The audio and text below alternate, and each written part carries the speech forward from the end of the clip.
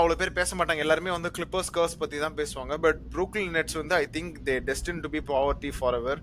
So ஆமா, இந்த இந்த இப்போ பென் சிமன்ஸ் வச்சிருக்காங்க. அவங்க எதுக்கு வச்சிருக்காங்க, ஏன் வச்சிருக்காங்க, எதுக்கு கான்ட்ராக்ட் கொடுத்து வச்சிருக்காங்கன்னு யாருக்குமே தெரியாது. அவங்க மென்டல் ஹெல்த் இஷ்யூஸ் இருக்குன்னு சொல்றான், பேக் இன்ஜுரின்னு சொல்றான், எப்போ விளையாடுவான் என்ன எதுவுமே தெரியல.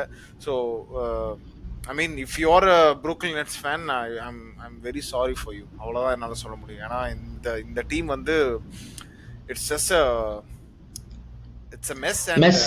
and I think you're just wasting money. Ownership வந்து மேபி NBA எக்ஸ்பான்ஷன்ல இந்த டீமையே டிசால்வ் பண்ணிடலான்ற மாதிரி தான் எனக்கு தோணுது.